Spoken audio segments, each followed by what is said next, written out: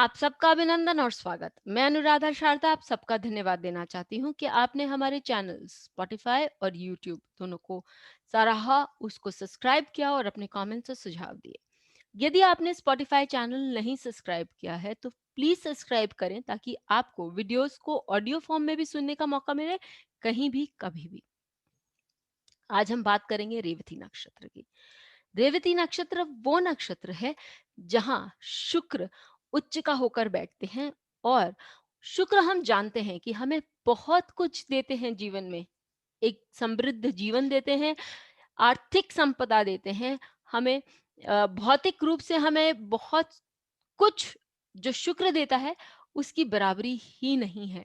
तो ये नक्षत्र हम समझ सकते हैं कि हमें कितनी संपदा, कितना कुछ देने के लिए सक्षम है। सबसे पहले ये देखें कि जो इस नक्षत्र का सिंबल है, वो वो जो पूरे साइन का यानी कि मीन राशि का जो सिंबल है, चिन्ह है, वो ही है एक मछली का जोड़ा, जो एक दूसरे के ही इर्द गिर्द घूम रहा है और एक दूसरे की पूंछ को दबोचने में लगा हुआ है।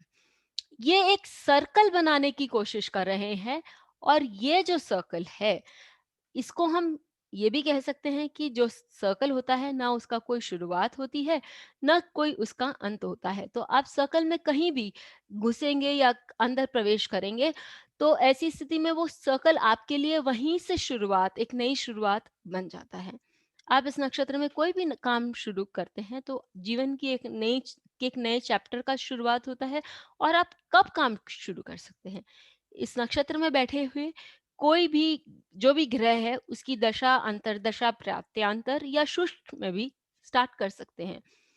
और यदि कोई ग्रह नहीं बैठा है तो ऐसी स्थिति में जब चंद्रमा इस नक्षत्र में गोचर कर रहा है, तो भी अच्छा दिन मुहूर्त देकर हम काम शुरू कर सकते हैं। अब क्योंकि हम सब जानते हैं कि मछली, स्पेशली जो लोग समुद्र तट पर या फिर रिवर बेड्स के पास रहने वाले हैं, वो जानते हैं कि मछली बहुत जल्दी बढ़ती है। एक छोटी सी मछली को यदि हम किसी भी तालाब में या पॉन्ड में इंट्रोड्यूस करते हैं तो वो बहुत जल्दी फैलती है। उसका परिवार या उसका विकार बहुत जल्दी होता है, विकास बहुत जल्दी होता। तो ये जो नक्षत्र है वो बहुत अबांडेंस यानी फैलाव, बढ़ोतरी जीवन में बहुत जल्दी देता है। तो कोई भी काम आप इस नक्षत्र में शुरू करें या कुछ भी चीज आप करना चाहें, कोई स्किल डेवलप करना चाहें, इस नक्षत्र में बहुत जल्दी होता है और बहुत ज्यादा होता है। मछली को अम, लोग बोलते हैं कि ये बहुत शुभ माना गया है।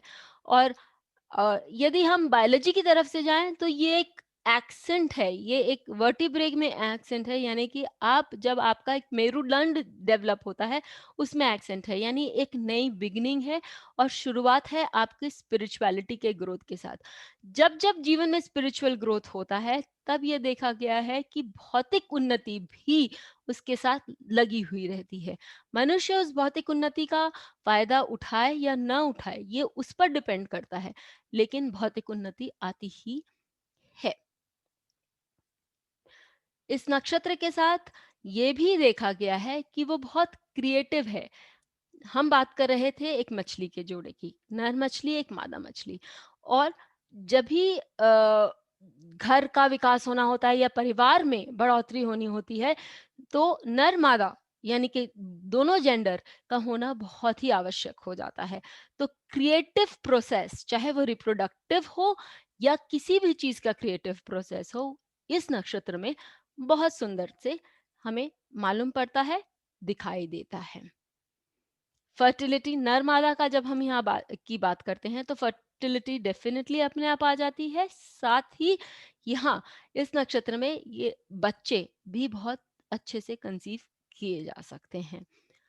मछली जो है वो गहर ट्राई तक जाती है, स्विम करती है, और वहां पर उसको बहुत सारे ऊपर से जो जल का जो प्रेशर होता है उसको विथस्टैंड करने की आदत होनी चाहिए उसको। उसमें ये क्षमता होनी चाहिए कि उस प्रेशर को वो सहन कर सके। तो ये नक्षत्र जो है वो आपको प्रेशर सहन सहन करने की शक्ति क्षमता भी देता है। कोई भी सिचुएशन हो, आप उसको हैंडल करने के लिए सक्षम होते हैं।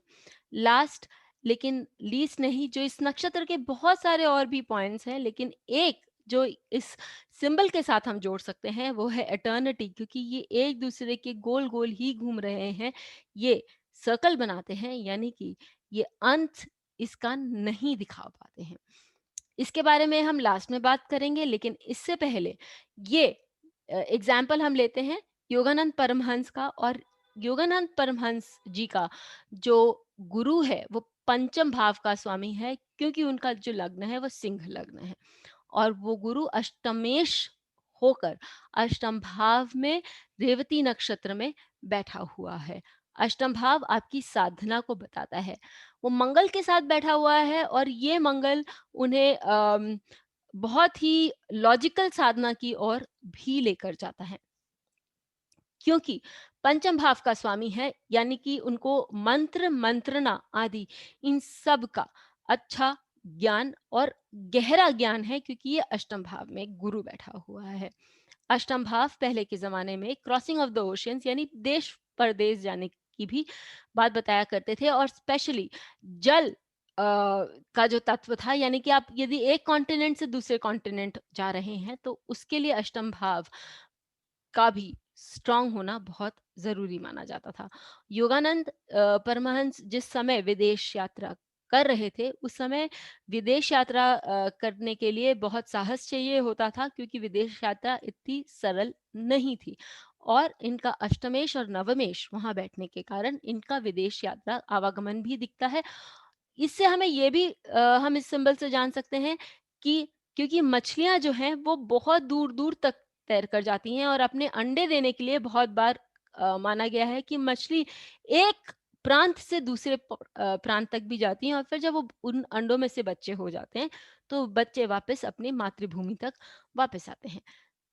तो ऐसा ही कुछ हम देखते हैं योगानंद परमहंस जी के चार्ट में, और देश विदेश गमन की भी यात्राएं हम देख सकते हैं, क्योंकि इन्होंने लोगों को ज्ञान दिया, गुरु ज्ञान का कारक है, और अपने ही भाव में बैठने के कारण अपने ही भाव में और रेवती नक्षत्र में, जो कि एक ज्ञान देने के लिए बहुत ही सुंदर नक्षत्र है, बैठने के कारण उनका जो ज्ञान है वो देश विदेश तक फैला, और बहुत लोगों ने उसका अ, फायदा भी उठाया।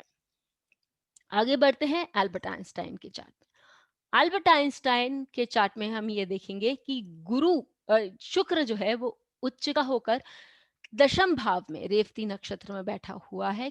इनका जो शुक्र है वो पंचमेश और द्वादश भी है, क्योंकि इनका लग्न जो है वो मिथुन लग्न है। गुरु उनका सूर्य शनि और बुध के साथ बैठा हुआ है। 10th हाउस उनका बहुत ही स्ट्रांग दिखाया जाता है, क्योंकि जो ग्रह हैं वो इन भाव में बैठे हुए हैं। हम जानते हैं कि एल्बर्ट आइंस्टाइन जो थे वो एक वर्कोहॉलिक थे, और उनको अपने काम से बहुत ही ज्यादा लगाव था। शुक्र उच्च का होने के कारण उन्हें ख्याति भी दिलाता है उनके नाम से, और पंचम भाव का स्वामी होने के कारण कारण भी उन्हें देश विदेश की ख्याति प्राप्त होती है। साथ में द्वादश भी है, तो विदेश यात्रा भी अपने काम के कारण उन्होंने बहुत सारी करी। फिर एक चार्ट और ले लेते हैं जयललिता जी का। जयललिता जी के चार्ट में भी यही बात हम देखेंगे कि जो उनका लग्न है वो मिथुन लग्न है, तो शुक्र जो उनका है वो पंचमेश और द्वादश है, और दशम भाव में बैठने के कारण उन्हें हाई गवर्नमेंट पोजीशन के कारण भी जोड़ता है। दोनों चार्ट्स में हमने देखा कि वो शुक्र उन्हें हाई पोजीशन गवर्नमेंट में जोड़ता है, लेकिन उनके करियर्स में जो डिफरेंस था वो जमीन आसमान का था। तो इस बात की पुष्टि हम कैसे करें कि ये करियर्स का डिफरेंस हमें कैसे मालूम पड़े, या उनका जो जीवन क्षेत्र था, कर्म भूमि थी, वो अलग अलग कैसे हम उसको बता सकें। ये बात हम पद से बता सकते हैं। जयललिता जी का जो शुक्र है वो 21 डिग्री 51 मिनट का है, यानी कि नवांश के अनुसार वो आपके मकर राशि में आता है, उस वो पद मकर राशि में पड़ता है, और शुक्र जो एल्बर्ट आइंस्टाइन का है, वो 24 डिग्री 50 मिनट का है। नवांश के अनुसार वो कुंभ राशि में जाता है।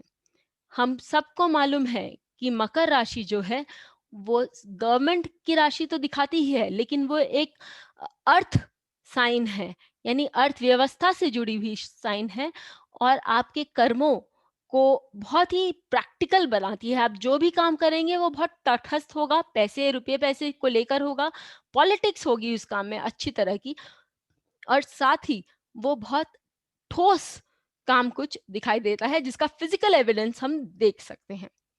लेकिन यदि हम एल्बर्ट आइंस्टाइन की बात करें तो जो कुंभ राशि में जाने वाला ये शुक्र जो है वो उनको एक वैज्ञानिक बनाता है। कुंभ राशि जो है वो विज्ञान की खोज की और सोच समझ की राशि है, क्योंकि ये एक एयर साइन है, वायु तत्व की राशि है जहां आपका दिमाग बहुत ज्यादा लगता है। और यही डिफरेंस है कि नक्षत्र को हम पद से कैसे जोड़ें और कैसे पता लगाएं कि ये जो नक्षत्र है वो क्या प्रभाव कैसे देगा। यदि आपको पदों के बारे में और जानना है तो हमारे आने वाले कोर्स में जो कि लेवल 3 है नक्षत्र में, मूल से लेकर रेवती तक, उसके लिए आप जरूर एनरोल करें। सारी आपको इंफॉर्मेशन हमारे वेबसाइट पे या हमारे व्हाट्सएप पे अवेलेबल रहेगी। हमें ये लिखना ना भूलें कि आपको ये एपिसोड कैसा लगा। फिर मिलेंगे, तब तक के बेल लिए आइकन को दबाएं धन्यवाद। ताकि आपको वीडियोस की अपडेट मिलती रहे।